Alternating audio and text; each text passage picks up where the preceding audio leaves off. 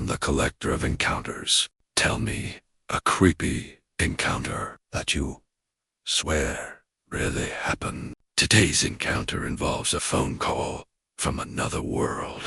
My name is James. I had something strange happen a while back. This encounter happened when I was a kid. My parents were divorced, and I lived with my mom. She worked until almost 7 p.m. most weekdays, so I spent a few hours a day after school with the house all to myself.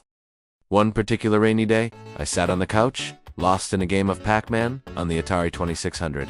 I almost had the high score when the phone rang, startling me into a game over screen. It was the early 80s, so we only had landline phones, one in the kitchen and the other in the family room. I tossed the game controller and grabbed the phone. "You have reached the county asylum," I answered, thinking I was hilarious. That's when a loud clap of thunder shook the entire house. It scared the crap out of me, and I almost dropped the receiver. I held the phone up to my ear. I could hear static and breathing. "Hello," I said, my voice barely a whisper. There was a pause and more static. I almost hung up. But that's when I heard the voice. It was quiet at first. I strained to hear what they were saying, but the words were all jarbled, and the voice was cutting in and out. The line went silent. Then a faint voice was heard. "It's happening in 3 days. Be ready." Then there was a click, and the dial tone blared into my ear. I hung up the phone, totally creeped out by the experience. I couldn't wait for my mom to get home that night. I didn't want to be by myself anymore. But when she finally made it through the front door, with a hot pizza in hand, I forgot all about the phone call. At least for a little while. When I got home from school the next day, there was a note on the kitchen counter from my mom. "James, I am working late tonight. I'll be home by 9. Make yourself a frozen TV dinner. I'll bring home something for dessert. Love, Mom." Yes, I said out loud. Now I could redeem myself in Pac-Man. I filled my arms with drinks and snacks and set off to try for that high score again. By 7:30, I crushed my high score and had eaten myself into a food coma. I was starting to doze off when that damn phone rang again. I sat up, my limbs flailing about. I almost fell off the couch. The phone rang again. It seemed unusually loud. I hesitated, then answered it, hoping it was my mom. Unfortunately, it wasn't. "It's happening in 2 days. Tell her to stay." The hair on the back of my neck stood up and I threw that damn phone. It hit the wall and it bounced up and down, dangling by the cord. Slowly, I started to back out of the room, keeping an eye on the phone, like the thing was going to attack me or something. That's when I bumped into something. I felt a hand on my shoulder. I screamed like a little girl, nearly jumping out of my own skin. I spun around to see my confused mother holding a gallon of chocolate chip ice cream. "I didn't mean to scare you," she said, trying to hide a smile. When she saw the look on my face, she asked what was wrong. In a frenzy, I told my mom about the cryptic phone calls and the creepy, whispering voice. I think she could tell I was seriously freaked out by it. She handed me a bowl of ice cream, and we sat at the kitchen table. She suggested it could be prank calls. Kids just messing around, and I mean, that made sense. My friend Carter and I have made our fair share of prank calls. "Is your refrigerator running? Better go catch it." A classic comedy. Friday morning rolled around. I sat, munching on a bowl of cereal, when the phone rang. I stopped, mid-bite. "Not this again," I grumbled. But my mom entered the kitchen and scooped up the phone. I held my breath. After a minute, my mom hung up and turned to me with a sigh. Her job needed her for a few hours this Saturday. That was our movie day, and we were set to see Star Wars, Return of the Jedi. It was for the 3rd time, but still. When I got home from school that day, I really didn't want to be alone. I let myself in the house, and I turned on every single light. Overkill? Maybe, but it made me feel a little better.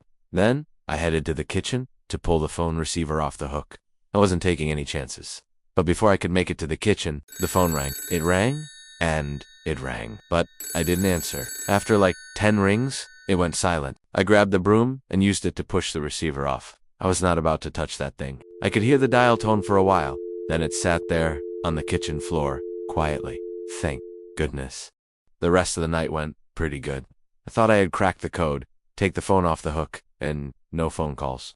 I was pretty proud of myself. My mom got home around 6. "What's with all the lights?" she asked, setting a bag of groceries on the counter.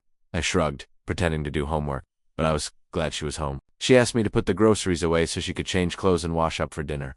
And of course, I did. But, as you can guess, the phone rang as soon as my mom shut the bathroom door. I wanted to just let it ring, but my mom yelled for me to answer it. I clenched my jaw and picked it up. I held it up, not quite to my ear. I didn't even get to say hello. The voice spoke right away. Make her believe. The line went dead. I just stood there, holding the phone. My mom came in and asked, "Who called?" I hung up, blaming a wrong number. "Hey, Mom?" I said, my voice a little shaky. "I was thinking maybe you should stay home tomorrow. We can make popcorn and watch those black and white movies you like." My mom paused and smiled warmly. "That sounds lovely," she said. "I really have to go into work tomorrow. But it's only for a few hours." I could feel warm tears stinging my eyes.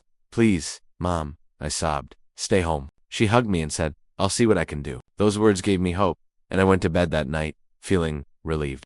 I woke up Saturday morning to the smell of bacon. Yum, bacon. I could hear my mom humming as I entered the kitchen, but my face dropped when I saw her wearing nice pants and a crisp shirt, instead of that ratty, pink robe she normally wore on Saturdays. Before I could speak, she set my plate filled with pancakes and bacon. So much bacon. She definitely knew my weakness.